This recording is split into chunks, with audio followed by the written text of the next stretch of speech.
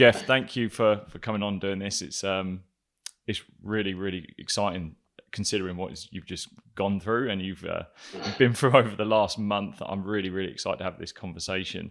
I was just thinking as well, like whilst you were on the ride, like did you get to see much of the football? Did you get to see much of the Euros whilst you were away? Probably saw 2 games in full. Right. Okay. Saw the final for sure. I mean, we finished on that Sunday, so we just had a celebratory dinner and we were getting comfy for the game, and unfortunately we just didn't round it off nicely. But the guys did really well. I know Gareth personally from Crystal Palace days, so yeah, we've been in touch over the 3 weeks. He was sending us good messages, good luck messages, and vice versa. We were sending them back. So, what's your sort of take on everything that transpired with the Euros? Sort of how, because I know with your experience, do you see there being a massive difference between what these England players are having to go through compared to what you went through? Both, I guess, on and off the field, really. It's a different world now, football. It's the money involved takes it into a different level of, I can't imagine the pressures are under. Yeah. Everybody thinks that if a player's being paid millions, that they've got nothing to worry about. But I know personally that if you're a player, you're just a young guy that's going through the same process that I went through. It's just, you just want to play football and you try and sort of shield yourself away from outside noise. But the media attention now is far greater, and even just with social media, you're under that pressure as well, which we were never.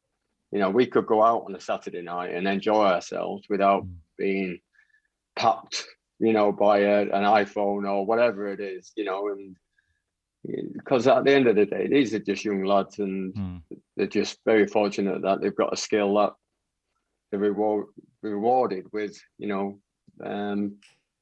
big wages. But it's hard to understand what these guys are going through. All I can do is talk to managers now who, from my era, have gone on to that, and they say the changing room is totally different now. Yeah, it's a different environment. Players used to be at each other and remonstrating with each other at half time, but now they're saying that the dressing room is very, very quiet. Right. So it's up to managers to sort of. I think Gareth's done it very well.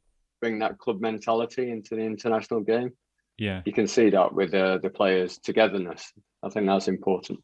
Yeah, I think that's something that you do really get to see it through the media. Like that's something that you can genuinely see coming from him as a person. He's cool, calm, collected, both when he's on the sideline and then when he's in the media centre. Like if he's giving a press conference, there's no difference really in how he's conducting himself. Gareth's never changed since the age of 16 when I first met him. I was at Crystal Palace 7 years with Gareth. So I watched him mature up to a 23-year-old, and he took over the captaincy from me at Palace. And he's never changed. He's got a lovely family, and he could have done anything. He's a bright kid. He could have gone on to university, had the opportunity of doing further education. But he stuck at it with football. He wasn't the most natural, but he was one of these guys that listened to everything that was said to him. And at that time, we had some strong characters in the dressing room. It's Steve Coppell at the top, who was just methodical and just, again, a very intelligent guy, but very quiet. But you have personalities like Ian Wright, Mark Bright, and various other characters in that dressing room that were tough. It was a tough school, and you had to survive it. And I think everybody from that era, the young kids that went through that, just appreciate what they went through. It's amazing. It's but that's it. I think you learn so much off your peers, and Gareth's one of these guys that's still learning today, and he never shuts down to being educated.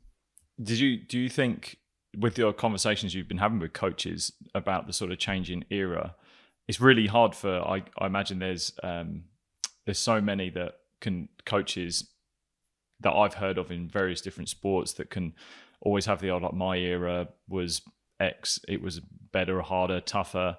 It requires like a certain amount of empathy, like for these, especially for the, like you said, what these players are going through now with the pressures they've got. Like they can't shut down when they're off the field. They cannot get away from it. And that even happens from a really young age, like the entry level. So the guys coming in through academies, like those guys, the expectations they're putting on themselves. Have you heard of or seen how people are trying to manage that with young people coming in and out of the game? Well, just going off St. George's Park, I mean, that was set up to educate players as well, you know, have an education while you're there, but also, you know, especially the youngsters, but get them used to that environment.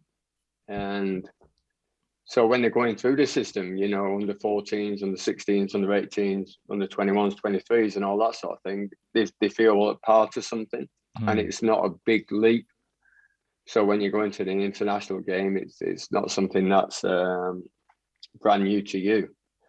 It's something that you take in your stride. And I think that's what we're seeing, I think, with a lot of academies. They're trying to sort of educate the kids within the football, but also outside it. You know, the media training and things like this is a massive part of football now. And the social side of it is a massive part of it now. It's just, like I say, it's totally different pressures from when we were playing. But there are clubs that are very good at looking after the players, but obviously there's clubs that aren't. So what was your journey coming into football? How did it start for you? Like where was there like that trigger for it being? Well, mine was late, like a lot of players in my era. You know, if you wasn't picked up by one of the big teams, you probably were playing park football till, you know, the guy in the flat cap with the scout on the side just spotted you. And I was fortunate at the age of 18, I got spotted by Tom Nichol, his name was. He was a Rochdale scout. And I just played about under 10 games for Rochdale, but on a non-contract. But that was my start. That was my opportunity of playing on the big stage, you know, in front of about 1,000 people. And that's when Crewe Alexandra came in, and that's when my career started under the Dario Brady, you know, a fantastic coach. And I had about a 2.5 year sort of education there, learning what I needed to do to be a professional footballer. And then it all took off properly when I went to Crystal Palace. But yeah, there was many like Stuart Pearce. He was a fellow electrician. I left school, got my trade. Same as Stuart. There was numerous of it like that. You know, it's not like today, picked up at the age of about 8. So, yeah.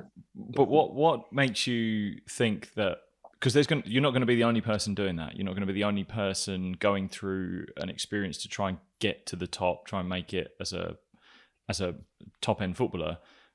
What do you feel is one of those things that allows players to stand out in an environment like that? Because again, the churn rate in something like football now is insane. Like the amount of players that are coming into the sport, the amount of players that are then dropping out, like don't get the opportunity.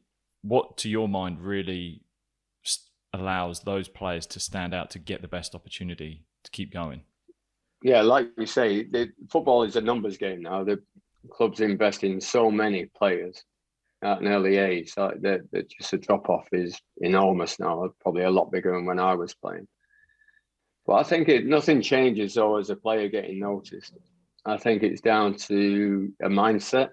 You don't have to be the best player.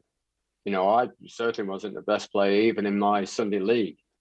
I knew 3 or 4 players at the same age as me that probably better, but they wanted to go out on a Friday, Saturday night and all that sort of thing. And even though I went into the game late, as soon as I had that opportunity, I took it.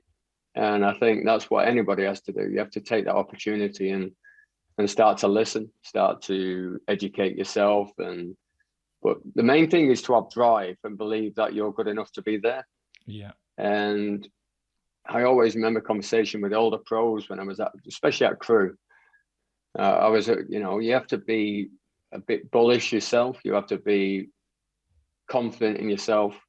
because nobody else is going to give you that confidence. If you're starting out, you've got to prove that you're worthy of being on that pitch. So yeah, self-belief is massive, and then it's just listening and just improving, trying to improve little steps. When you say listening, what would you say that would look like for a young player as well? Because I think even if you take like a parent talking about their child, like, oh, you never listen, you're not listening. What would that really look like for someone who is in that sort of environment? I think, especially coaching now, I saw coaching change even at the end of my career. It became very sort of FA led. You know, it was like an infrastructure that was set in place that every new coach seemed to be sort of going along the same lines. But you can't get more education than people have experienced. So listen to ones that have been through it. The era might have changed, or things might have changed a little bit, but just pick out little snippets from everybody. You don't have to agree with everybody. You know, you have to find your own way, because somebody's coaching method might not suit you. But understand that there's other people that somebody might not fancy you as a footballer or even a character in the dressing room, but another manager might think you're fantastic. So you've got to really listen to everything, but also don't take the negative comments about you personally. Learn from them. I think it's very. I remember Steve Coppell saying to me when I started playing consistently well and getting plaudits in the press and everything, and he just pulled me aside. He said, "Listen, you're having a great time, but don't believe everything they're writing about you, because if you believe now, you've got to believe everything as soon as you start having a bad patch, and you will have a bad patch." And I took that on board. It's something I remember today. So you have to try and keep yourself on an even keel and just keep steady, you know, and just be confident in yourself. That's all you can do, is just like do as much as you can on the training pitch to allow you to fulfill what you want to do on a Saturday. Not everybody plays well every Saturday, but if you can do the minimum, that's what as a captain, I always looked at myself to do the minimum every day. But then alongside, I was looking at players who probably, for example, Ian Wright. Ian Wright was the best player I played alongside. But there were some Saturdays he didn't want to turn up. You know, you could tell that he wasn't in the mood. But you knew what would sort of spark him into, and that's it. It's just learning. It's just learning what personalities around you, what works for them and what doesn't. And so it's that's so interesting. And your experience as a captain, and obviously there was a lot around people like Harry Kane in the World the Euros and the World Cup, but because the pace of which football's being played, coming from a sport like cricket, I can see how a captaincy has a really big influential path throughout the game, because the game slows, it stops, you can be tactical. But with football, it's completely fast paced. There's high emotions and people can run away with those emotions. How did you manage a group of players on the field when all of that's happening? Is there anything that you sort of used to go to manage players like that? I think it's like taking everything to the limit. It's like without overstepping the mark. And so with players, you used to sort of push them as far as you could without sort of upsetting them. So it's there was like John Salako, another player that was playing at the time. He used to get lambasted by Ian Wright and Mark Wright, you know, because he wouldn't put a cross in that he could get a goal and get the glory. But John was a fantastic player, so he needed telling sometimes. So it's just being aware of what people around you need. You know, captain is it. You know, like you say, I love cricket myself. I used to play cricket at Central Lancashire League, that sort of standard. And I knew how important a captain was there. And like you say, it is more personal, because a captain's got time to go around individually during the game. But on a football pitch, it's the same. It's the same. You can just have the same word. It might take one word. It might take a couple. It might take an arm on the shoulder, just a quick one, as you're walking past somebody. And there's no better time sometimes when you've scored a goal. You might be playing rubbish as a team, but you've managed to score a goal, and then it's just an opportunity of geeing everybody up and let's go again. Let's improve and let's keep going. Yeah.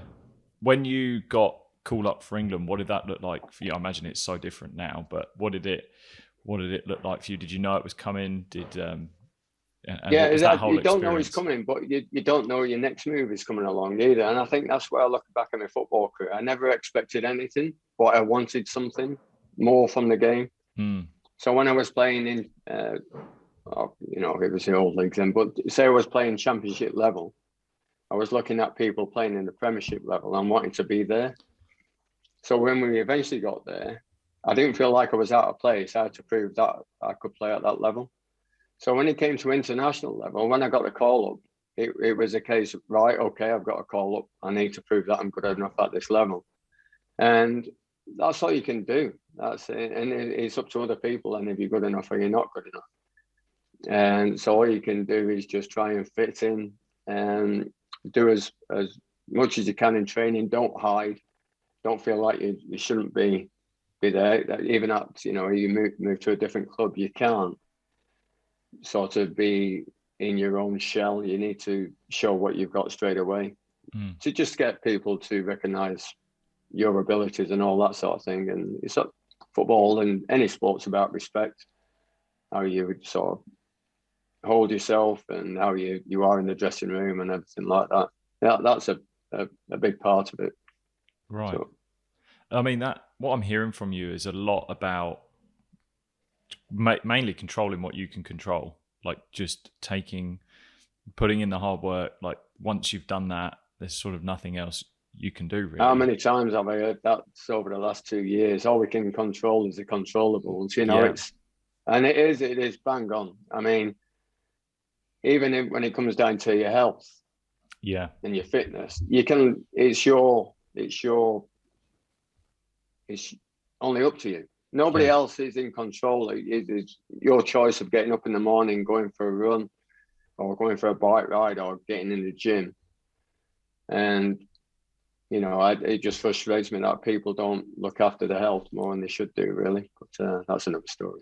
Well, yeah, I think that's so true. Like it's made this experience of the pandemic show how vulnerable we are. Like that's showing how vulnerable some people are, and what they thought they were doing that was looking after themselves has not helped, and how some people hide behind just excuses around not wanting to put in the work for their health. And whatever you want to do, whatever you want to achieve, like it's absolutely nothing if your health isn't there.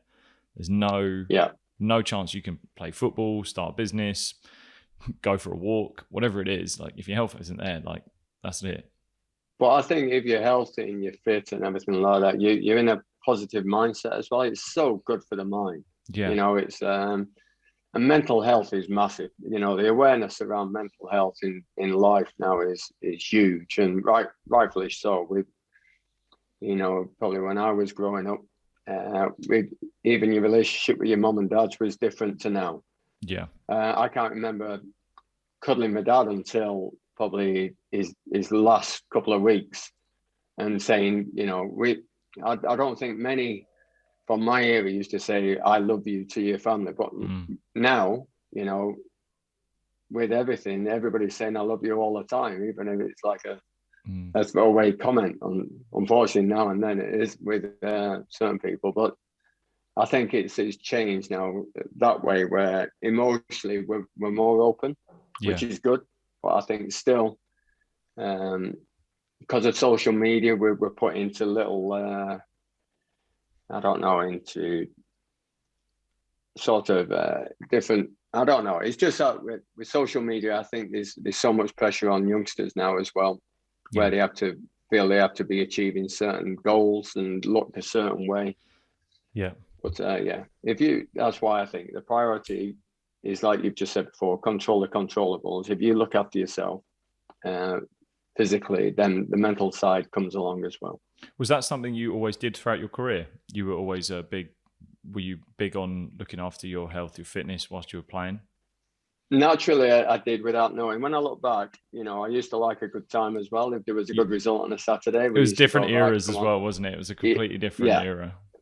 Yeah, and the life balance is always important, and I think you need to enjoy successes and not to be too down when you have a bad time. So yeah, it's just all that. It's just, I was naturally sort of fit anyway. Yep.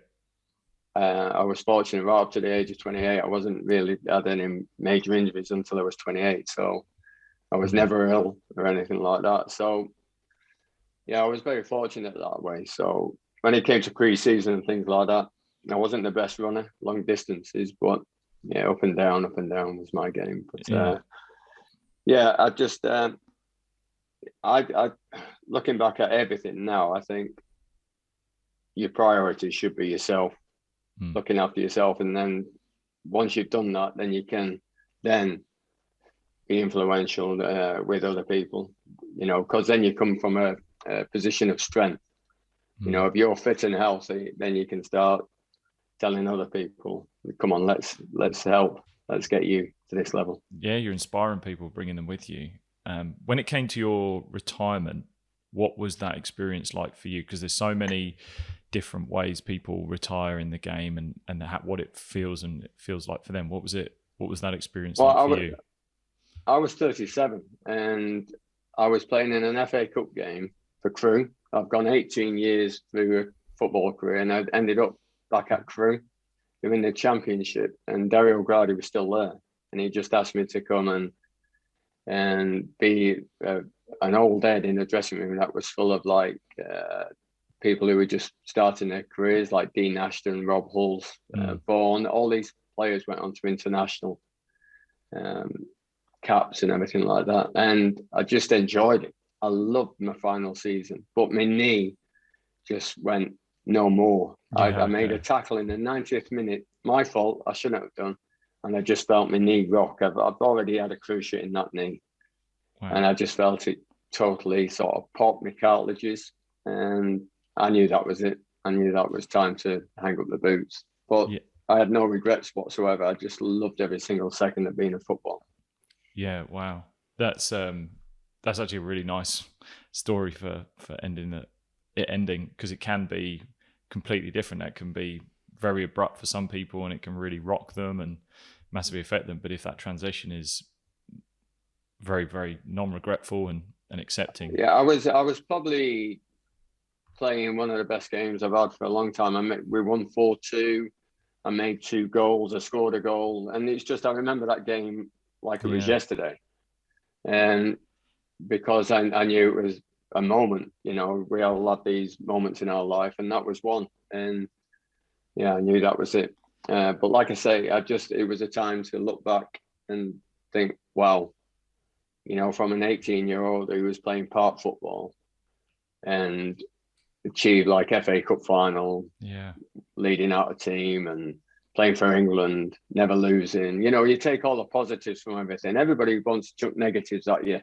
Don't listen to that. Just enjoy what you've been through. Enjoy what you've achieved. Yeah, I was out for a run with a friend of ours, family friend who has Parkinson's, and he's an incredible man. He has Parkinson's, and he will without a doubt get up every morning and go for his run or his cycle.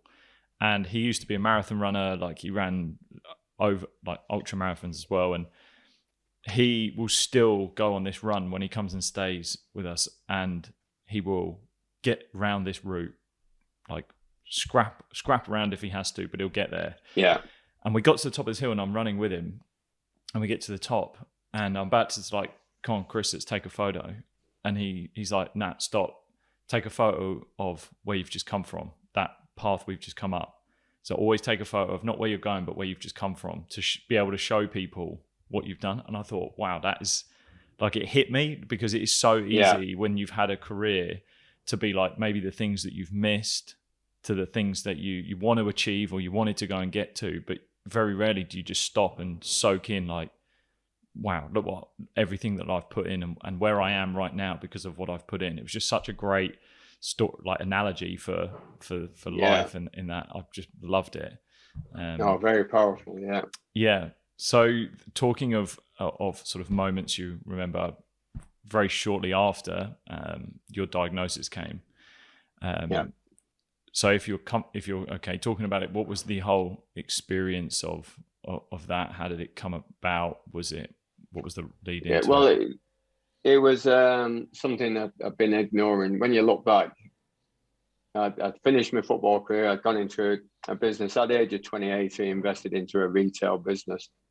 When I had my first serious injury, I had a cruciate operation. I thought what money I did, I invested in business, thinking maybe I need this to fall back on. But then I ended up playing another 9 years. So in that 9 years, I didn't really know what was going on in this business I invested into. So I came out of football, not straight after that injury, probably 6 months after that injury. And then another 6 months after that, I was educating myself in this business. And at that same time, I was starting to lose weight. And I'm thinking, well, I'm not training anymore, but I'm losing weight. I started having night sweats. I started having lumps in my stomach. And then all things that I was putting down to, I've got a stomach strain. I'm not training anymore. So it must be my body changing. I was making all sorts of excuses. And then eventually, cut a long story short, my wife, Julie, just said, right, I've made you an appointment at the GP. And I went there. Dr. Frank Taylor, never seen him before. He opened my file. It had one page in there. It was like tonsillitis when I was age 7, nothing else. And he just looked at me and he sort of, he felt this lump in my stomach, which was the signal to him. I found out it was my spleen had enlarged 8 times to what it should be because it was fighting all the white blood cells that were immature inside my body. And he, without any sort of, I couldn't read him at all. He just said that, well, just take a blood test. I just got one thing that I want to put out, make sure it's not this. And he didn't tell me what he was thinking. So I went off on my merry way. And he said I'll get probably tests normally about 2 to 3 weeks. And then I got that phone call that I'm sure many people who have been in my situation have, where a phone call in 3-4 hours time just said, I need to see you in the clinic. And I just demanded, I was in a car and I demanded that, and tell me now. And he said, he was quite forthright. He said, I can't tell you over the phone, but I was more forthright telling him that I wanted to know. And because I lost my father as soon as that, I lost my father to cancer. Probably it was 10 years exactly. And he died 6 weeks after being diagnosed with lung cancer. But he was a smoker. He used to smoke 80 a day. So in my mind, I could justify that. So I had that in the back of mind. This is serious. Obviously, I knew it was serious because of his tone of his voice. And then he mentioned this word leukemia, and it just hit me. That's when I was thinking, right, I've got 2 girls, 10 and 7, got wife, and nothing else mattered. All I was thinking about was my family. I was thinking the worst. So we ended up seeing Frank Taylor in the evening, and he confirmed it's form leukemia. We don't know yet. So the day after, I went to see Professor Charlie Craddock, the guy who ended up saving my life, really. The results were saying I could be in a blast phase, which means I could only have 3 months to live. So it's a time where it's brutal honesty. And it's the first time you get that brutal honesty in your life, really, because the doctors have to be so clear with what's going on. And I went onto a machine, washed all my blood out and tried to get rid of all these immature white blood cells that were suffocating my body and stopping it, making it shut down. And then by the end of the day, he said, right, we've got you back to the next stage up. you've got probably up to 3 years at best. And I was like, wow, I was like from rock bottom. That was like a positive for me in a day. Yeah. And from that moment, me and Charlie have been great mates ever since. So he told me that the only chance of beating this leukemia, this was back in 2003, was to have a stem cell transplant. And only 20% of the population of the world really get that opportunity. Right. I look back, I was very, very fortunate. I've got one sibling, my sister, and she wasn't a perfect match, but they said he could make it work. And so, yeah, I just had to wait, get my body. I had intensive radiotherapy and chemo. I had to wait for all that to go out my system before I could have the transplant, and it worked. So obviously delighted. And that's what, today I'm so grateful, and you just want to keep saying thank you, but you also learn the shortfalls in what was happening within the blood cancer community back then. There wasn't an awful lot in clinical trials. And so from that moment I got told in 2005 January, took about a year and a half to get into that position. I've been trying to say thank you to everybody. And Charlie Craddock is a visionary, and is one of the leading people in the world of blood cancer. And that was by luck. I got treated by this guy, and I spoke to him yesterday. And we're talking about what's next, what do we need to do, and things are improving. Things are so much better in survival rates and things like that from 2003. But we need to keep pressing ahead and making sure that nobody else, it doesn't have anything to give them hope looking forward. Wow. So how quick was it from the moment you got diagnosed to all of that happening? The time frame for when you had got gone through your chemo, radiotherapy, and at the end of it you were clearer? So it was July 2003 I was diagnosed. January 2004 I had the transplant. I was fortunate because mine was a chronic illness, but like I said, the only opportunity of beating it was transplant. So I had the transplant January. I could have had it in December, but we decided, both of us and the family decided, that we'll have Christmas, because it wasn't. I know people that have gone through a transplant and didn't make it because your immune system, they take your immune system away, and if your new immune system doesn't beat it, then there's nowhere else to go. So you've got that little bit in the back of your mind. Are you going to come out? But you throw that way back in the mind. But so that was January 2004. Then went into remission January 2005, and that's when I started thinking, right, okay, what do I do? What do I do to say thank you? What do I do to make people aware? Because in that year and a half I was going through it all, I was sat next to so many people, younger people who didn't have that opportunity of a stem cell transplant. And they're the people that still motivate me today. They're the ones that are no longer with us, but their stories, and I got to know them quite personally. When you're in a clinic, when you're sat next to each other, nobody's really poorly. Everybody's so positive. You ask them how you're doing, you look terrible. We all look terrible, but everybody, I'm doing fine. How are you? It becomes like a dressing room. You meet different characters. There was a few that were needed like an arm around them. A few that needed like settling down because they were hyper and all that sort of thing. And they wanted to do things, rightfully so as well. But it's those people that keep me motivated every day. Do you think there was anything through your experience of going through the treatments that you drew upon from your sporting background that you think helped you? Definitely. I always look back at, especially going through bad injuries when I had crucial operations on both knees. You try and find positives. Yeah, little positives, a bit more flexion in the knee. You're able to run a little bit further the next day. And you might have setbacks, and it teaches you how to deal with setbacks. You know, I had to go back into hospital a few times because of various different things that were threatening, you know, like shingles and different things that they had to be careful with at the time. But yeah, just that mental side of dealing with how slow it is to improve, because I was in a isolation for 5 weeks, waiting for my new immune system to take over, and it was just slow. It was hard, but there was one night where I was at my lowest, where I was at 0.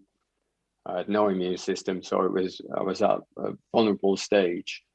I was being sick, or I had diarrhea. I couldn't do anything. I couldn't keep anything down all day. So I did look like death. And then I heard my wife coming down, who was my only visitor every day, coming down the corridor, and I heard the nurse actually say, because it's so quiet on the ward, say that don't be disturbed by how he looks. He's had a bad day, you know. And it's amazing how you change in such a short time. You know, I was all the colour. I was grey. I was lost all my hair. I was lost about nearly 2 stone in that time. But from that night, just with this is where you know, Julie was my rock. She put her arms around me, and then from that moment, I thought, right, you know, it's time to start being positive. You know, again, I needed that little sort of arm around me, made a big difference. And yeah, so from that day, I just saw little improvements. My bloods were improving, my immune system was getting better, and yeah, never looked back really. There's so many stories that you do hear of people that have gone through similar experiences, and just simply having a positive outlook on and finding the little wins, the little successes, that allows people to like strive and just keep going and work at getting better. And yeah, it happens. It's the same mindset at both the pointy end of any sort of performance, where people are trying to strive to play for England, to represent, to be the best they can be. But even when you're at your weakest, like, it's still the mindset that if you can have that, it will allow you to not fade away, to not literally pass. So that's the... Yeah. I mean, I know people that were used to going to clinic more or less every day when I was getting in a position where my immune system was allowing me to do that. So I was at home at this stage. But I'd go into the clinic, and there were some people in there that were so low, but they'd beaten it. You know, they're more or less beaten it. They were ahead of me, but they couldn't take that step forward. They needed that support network still around them, and they couldn't break away from that. So it was, you know, they really struggled. So that's exactly what you're saying, that the mind is such a powerful thing. They weren't allowing themselves to take that next step forward to a normal life. They felt like they needed that support around them still. And so yeah, it's difficult. It's difficult to talk to these guys, because they're very vulnerable, you know. And you try, but Charlie put me in touch with numerous people, that because I was like full on, you know, I was like, I'm right. When I was right, I was beating this, I'm winning. So Charlie had introduced me to various people who were feeling a little bit low, or just needed some of that positivity around them, you know. And it makes a massive difference, because when I was looking for anything when I was diagnosed, and I read Lance Armstrong's book in 2003, and he was like a symbol of hope, you know, back then. You know, he is what he is now, but he's back then he was, you know, a shining sort of example of success and not giving in. And so you look at anything, any positives. So that was me. That's all I was doing. Because you went on the internet back then. There wasn't social media back then either. Internet was a terrible thing. Yeah. You know, you find diaries of people going through what you're going to go through, and then it stopped. And I know these people have probably got bored of doing the diary, because you know, but you're thinking, oh my, have they passed away? Have they, where have they gone? You know, and it's like, so yeah, you couldn't get in touch with these guys to say what's happening. But yeah, you're just scrambling for anything positive. So why the tour? Why was the tour the thing that you turned to? Well, because I had still had people interested in my story from the media side. There was a guy, Neil Ashton, who was working, I think he's gone on to work for the Times and various, but he was working for the Sunday People, I think, at the time. And he was out doing a catch up when I'd gone into remission. And I just said to him that I need to do something to say thank you and raise awareness, because I've been educated already what needs to be done. So I need to beat the drum for all these guys working in this world of blood cancer, because their hands are shackled at the moment. So he knew I just mentioned about the Lance Armstrong connection. And he said, well, why don't you do the tour? Because Ian Bolton was doing the walks, and, you know, my knees were shot. I couldn't even jog, never mind anything else. So I didn't have a bike. But even that question of why don't you do the tour, I didn't know what it meant really. I knew it was 3 weeks in France somewhere, didn't know anything more than that. So I said, oh, give me 2 days, because he said he'll do it with me. And he was a bit of a sports freak himself. You know, he liked his running. He liked to try and get under 3 hours in a marathon and that. Wow. And so I had 4 journalists, ended up having 4 journalists ride round the Tour de France, probably 4 months after I went into remission. I got my bike, I got my bike at the end of February and did my first 100 miles the weekend before doing the tour, setting out to France. And it was just crazy.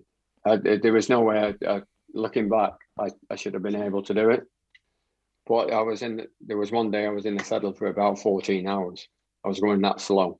Wow. But never got off the bike once. You know, there's so many people saying you're going to have to walk up some of them climbs. But, you know, I definitely had moments on that tour, that's for sure. That is insane. 100 miles was the biggest ride you'd done pre doing the tour. Yeah, the weekend before going out to France. How I built up slowly. My first ride was 6 miles and I felt like death. I came in and Julie, my wife, just looked at me and shook her head as if to say, what the hell are you doing? And then I got up to about doing 25 miles a day and felt good, I felt like I was getting there, and then started pushing myself. Doing 25 miles a day in all weathers, and then pushing myself at the weekends to try and do more, 50, 60 miles. And then, like I say, I only could do what my body was saying. So the week before, we did a weekend, 200 miles. It was 100 miles on 2 events in the Northwest. Tough rides, but again, we were slow. I think everybody had packed up by the time we got back. But we managed to do it. What did you must have suffered with sores and cramps and all sorts going on the first ride, everything.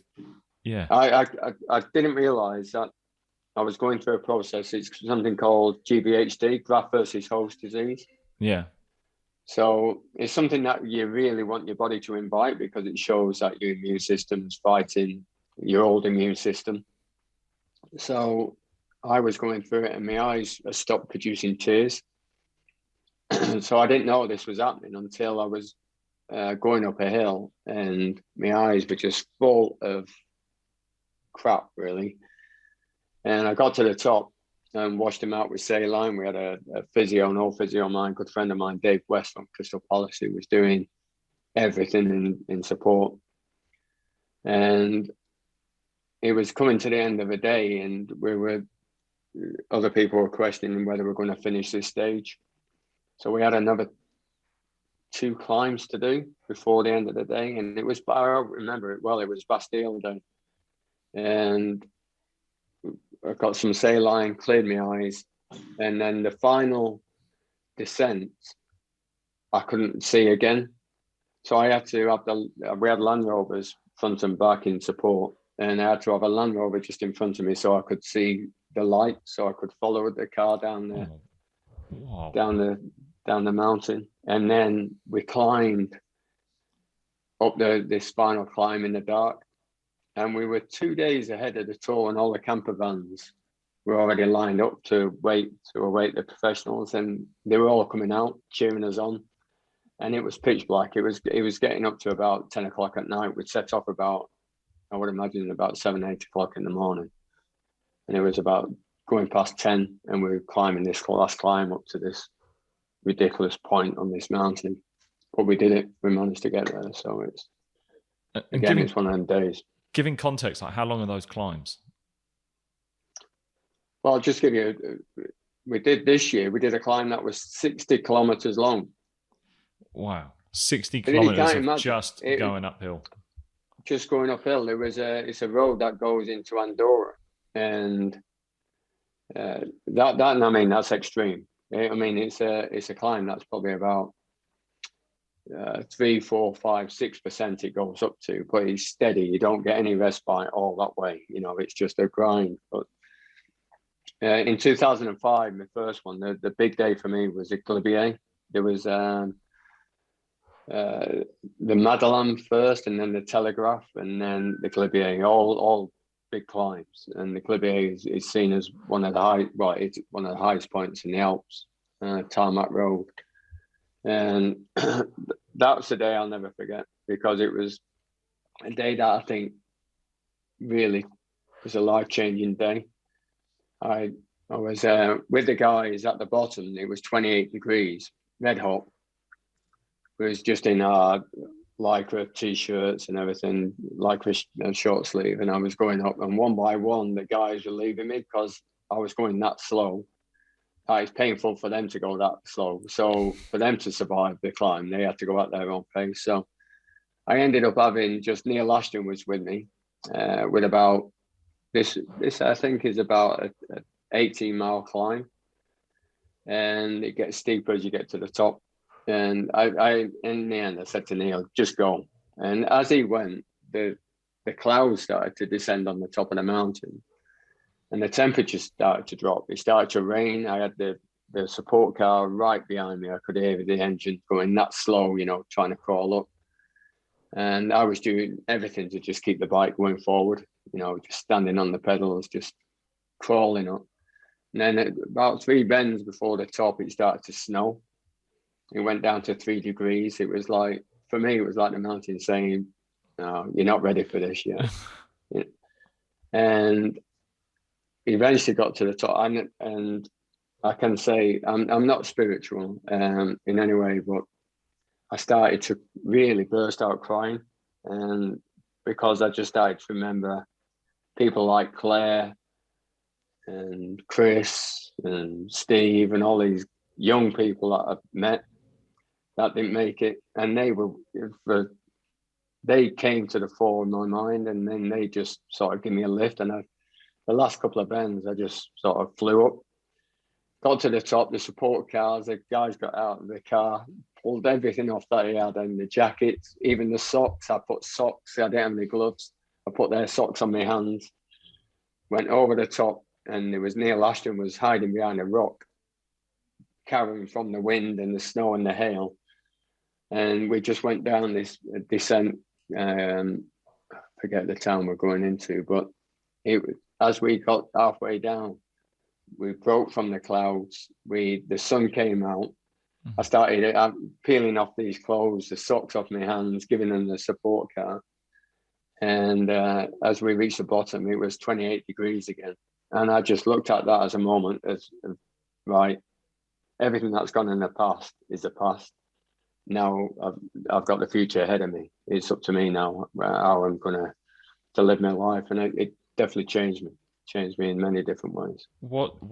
That's an incredible story. Like, it's emotional, it's inspiring. And what are the things that you feel you learned the most from the tour and riding it? I just think we all in life naturally set boundaries, and I think we don't need to. I think just open your mind up to anything, you know, and just simple tasks. Just, you know what, going back as well, just I've got to say that I look at things totally different now. I still now we live in an area where the sunsets are beautiful. And if I see a sunset, I'm out there with my camera. I just want to capture it, and watching the seasons come and go and all that sort of thing. I appreciate simple things that don't cost money, you know, that I appreciate everything. And family is so much more important. You take everything for granted in life. Not everybody, but I was for sure. It makes me appreciate everything a lot more. And going back to that thing, health, it makes me appreciate what I've got, and I want to look after it, and I want to be here as long as I can. And to do that, you know, you've got to give yourself some sort of discipline, look after yourself, enjoy yourself. I love a bottle of wine like everybody else. But you know, everything in moderation, and just enjoy it. That's what, you know, appreciate it. And the funds that you've raised, like, just to give people context, the ride you've just done, you've tipped over £1 million raised. Do you know how much you've raised collectively over the years? I always say it's difficult, but going back to Charlie Craddock's vision, he wanted to set up a network, a clinical network, and the easiest way to explain, with COVID, now we've just had the perfect example how a clinical network works and accelerates the possibility of finding answers. So what you mean there is you mean people around the world talking to each other about how to get the solution of what it is they're fighting. So in this case, it's virologists, it's biologists, all talking about how to beat this virus. So in this case, everyone talking about how to beat leukemia, blood leukemia. It's exactly that. And within the NHS, we've got this fantastic infrastructure, but it's always stretched financially. But if we add money to that and employ clinical research nurses in positions all around the UK, where we've got centre of excellences in translating all the science into supporting blood cancer patients and delivering new therapies, this is delivering hope. So I know many people are still alive because of clinical trials that we've set up within the infrastructure. So within that infrastructure, though, we've attracted pharmaceutical companies to invest their products. So in the past, you know, they've been frustrated because they've just got potential life-saving drugs that have been locked away. Now we've got an infrastructure that allows all this wealth to come out of science.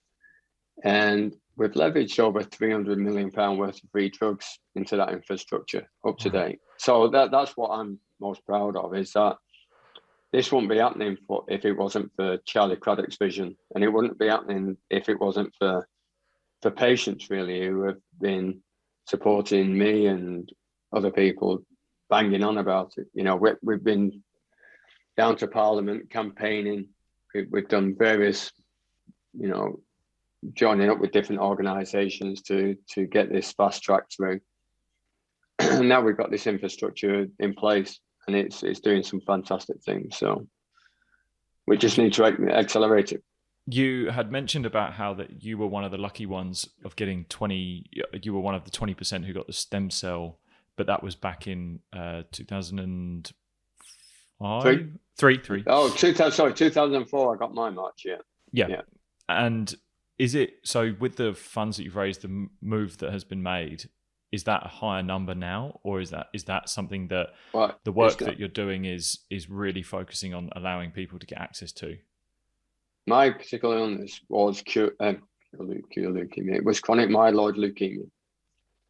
Today, that is probably the best leukemia, if there is one, to get, because it's a tablet now. Wow. You get diagnosed with chronic myeloid leukemia now, and you get it's like insulin, really. It's like a drug. You take one tablet a day, or whatever level of strength you need to keep it at bay. So you don't have to even have a day off work. After having the shock of being told you've got a form of leukemia, they'll explain to you that chronic myeloid leukemia is not the death sentence it was back in 2003. Yeah. So is the work going into other areas as well then? Is it going into the different This forms? is just an example of the understanding. What the drug actually does is isolate the chromosome that's making immature white blood cells that saturate your blood, and that process then stops your system working properly and obviously suffocates you. And the understanding now is how drug therapies are more targeted. So different blood cancers now, there's a lot more work being focused on different chromosomes and doing very similar process. So now we're seeing life-threatening illnesses. Now it's potential that there's hope out there to allow you to live a normal life. You know, it's even transplants used to be only offered to people under the age of 45. Wow. Because it was so aggressive. But now people of 80 have gone through that process because it's not as invasive as it used to be. Yeah, this is where you want to hear the changes that are happening, like how the money is having an impact, like how it's actually completely changing people's lives. And that sometimes can get very easily lost in there's so many charitable causes out there, all equally as great as the next. And this is amazing to hear that the impact that it's actually having, like the tangible impact that it's having over the space of under 20 years. Yeah, and it's not me, a scientist that I met back in about 2008. His name's Tariq Embers. He was working out of Oxford at the time, and he had the biggest team and probably the biggest investment into his team in the world of blood cancer. And he said, even back then, he said in 20 years' time, if we had an infrastructure allowing us to get all this wealth of science out there to benefit patients, blood cancer would be no more. Wow. It's taken a while, frustratingly, to get this infrastructure in place. Now it's in place. We're hoping 15 years' time, the understanding of blood cancers, how it works, all the different variants will be understood, and then they'll be treated without any sort of trauma to the patient. I was going to say, what's the next step for what you're raising, what you're doing? Where's the sort of next journey in the road for cure leukemia? Well, like with COVID, it's just the quicker we can and the bigger the network we can invest into, the quicker we're going to get the answers. Yeah, and that's it. That's all we need to concentrate now is extend the network and put more funds into the network, so it allows the great people to do their work. Because, like I say, in 2003, you know, imagine being a professor with patients in front of you, knowing that there's potential life-saving treatments locked away, but there is no way of allowing this to benefit the patients. But now there is. Now there's opportunities. Yeah, look, Geoff, this has been unbelievable, and rightly so. You were actually given an MBE recently, so look, congratulations in everything that you've achieved doing this. This has been one of the most heartwarming, inspirational episodes I've done. Like, truly, like, well done, honestly, from thank you. Honesty there. It's just what you've given and what you're doing is incredible. I really implore people and would say now unequivocally, just tell people where to find you, where to go to support what you're doing. Yeah, take it away. Cheers, thank you. No, I'm very humbled by the MBE and everything. All the, you get your plaudits, but it's like with football, you can't do it by yourself. It's like cricket, you can't do it by yourself. You can be a good player, but you can get lost if you don't have a good team around you. So yeah, I've always had great people around me, and even with the tour, we had another 17 riders helping raise that money. You know, it's fantastic what they went through. But so where's the best place for people to find you? Twitter, we've got at Geoff. We've got Thomas. Don't ask me what my Twitter handle is. Yeah, at Geoff Thomas GTF. I've got it here. Don't worry, I'm prepared with that. And then also on Instagram at Geoff GTF. But people, there's loads. I will put loads of links in the show notes for all the sites for people to go to the Tour 21 to where people can help donate. Obviously, if this episode has impacted someone who perhaps has had a loved one, or maybe even themselves who's been impacted through, I guess, any form of cancer, but especially leukemia, then to definitely check out what you were doing. And I know before we started, I'd said I'd read that you weren't going to be doing another one, but there might be something on the horizon again. So yeah, keep watching. We've got a 3-year partnership with ASO. Wow. Things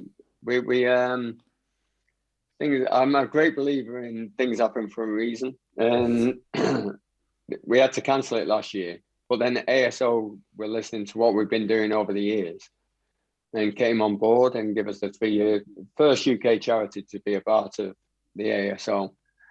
ASO is the guys, obviously, that put on the Tour de France. So we'll be out there talking in September how we can make next year's bigger than this year. So yeah, we're excited about doing that. So yeah, next year will be my last one. Yeah.